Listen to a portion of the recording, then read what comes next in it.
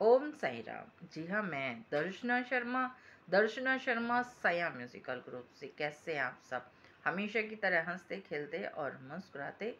मैं कहूँगी ऐसे ही रहा करो। जी हाँ, हंसते खेलते और मुस्कुराते। साईं सच्चरित्र प्रसंग, साईं बाबा की लीलाएं। जी हाँ, आप सभी जानते हैं पार्ट 1 में हमने किया कि श्री ठाकुर, जी हाँ, श्री ठाकुर उच्च पद पर प्रमोशन के तौर पर आ पहुंचे हैं कल्याण में, जहां नाना साहेब चांदोरकर जी से मुलाकात होती है और वो साईं बाबा के विषय में बताते हैं। अब श्री ठाकुर चाहते तो हैं कि वो शिरडी में साईनाथ महाराज के दर्शन करें, पर कैसे? उत्सुकता है। अब जब शिरडी के साईनाथ महाराज से मिलने के लिए नाना साहेब चंदोरकर जी दूसरे दिन जा रहे हैं, तब वो श्री ठाकुर से साथ चलने को कहते हैं। परंतु श्री ठाकुर कहते हैं कि ठाणे दीवानी, जी हाँ, दीवानी न्यायालय में एक मुकदमे के संबंध में मेरा होना अति आवश्यक है। अब जब अति आवश्यक बात हो गई तो नाना साहेब चंदोरकर जी स्वयं चले जाते हैं। अब देखिए, नाना साहेब चंदोरकर जी शिरडी में साईनाथ महाराज के दर्शन करते हैं, आशीर्वाद प्राप्त करते हैं और लौट आते हैं। इधर श्री ठाकुर जी, जी हाँ, श्री ठाकुर जी जो दीवानी न्यायालय में एक मुकदमे के सिलसिले में जब पहुंचते हैं तो पता चलती है कि अगली तारीख मिली है, आज कोई सुनवाई नहीं, अगली तारीख पर आना। अब उन्हें बहुत पश्चाताप होता है कि ना तो यहाँ तारीख पर ही कोई काम बना और ना ही साईनाथ महाराज के दर्शन हुए। वो बहुत ही मायूस से होकर के वापस लौटते हैं और लौटते में साईं महाराज के दर्शन करने शिरडी पहुंचते हैं।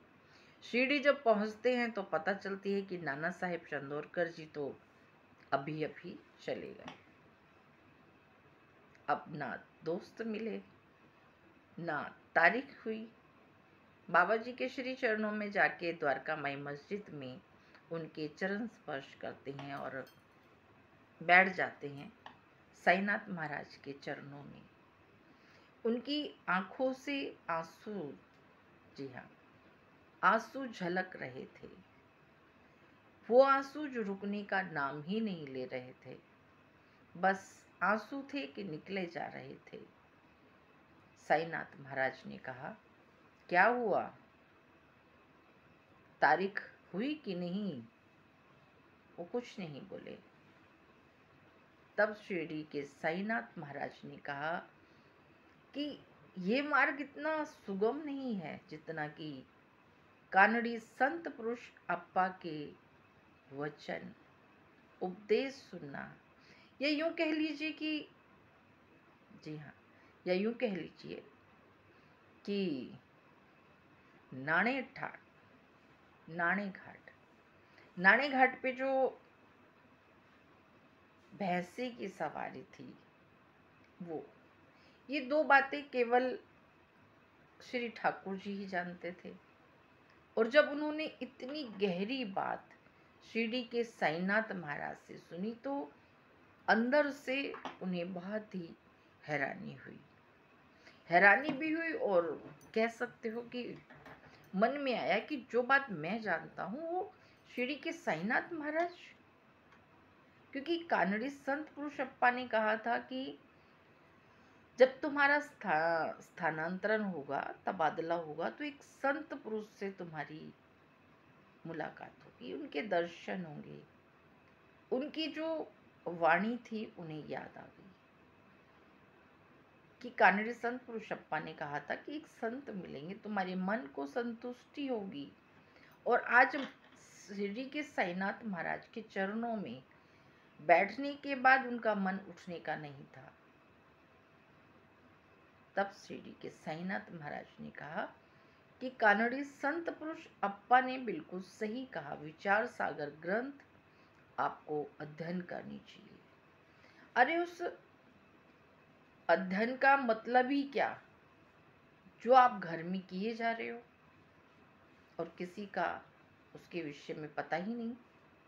जो भी करते हो अच्छे से करो, सबको पता चलना चाहिए कि तुम कुछ कर रहे हो।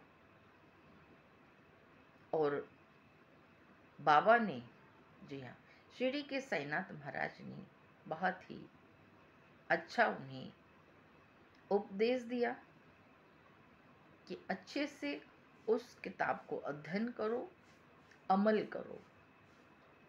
जी हाँ, ऐसा उपदेश पाकर के हमारे श्री ठाकुर कल्याण वापस आ गए। बहुत अच्छा साईनाथ महाराज ने उन्हें बताया। ऐसे ही है हमारे शिरडी के साईनाथ महाराज, सबको मार्गदर्शन देते हैं। जी हाँ, सबको मार्गदर्शन देते हैं। इसी के साथ मैं दर्शना शर्मा अगले साईं सचरित्र प्रसंग में, अगली साईं लीला में मिलूंगी। तब तक के लिए खुश रहें, मस्त रहें और साईं बाबा की साईं सचरित्र प्रसंग, साईं बाबा की लीलाएं अवश्य सुने। बहुत अच्छा होता है, कल्याण होता है सुनने से। जी हाँ, सुनिएगा। कथा का कोई भी शब्द, कोई भी वचन व्यर्थ नहीं होता। अच्छे से सुनिए, अमल कीजिए, मन को संतुष्टि मिलेगी। ओम साई राम।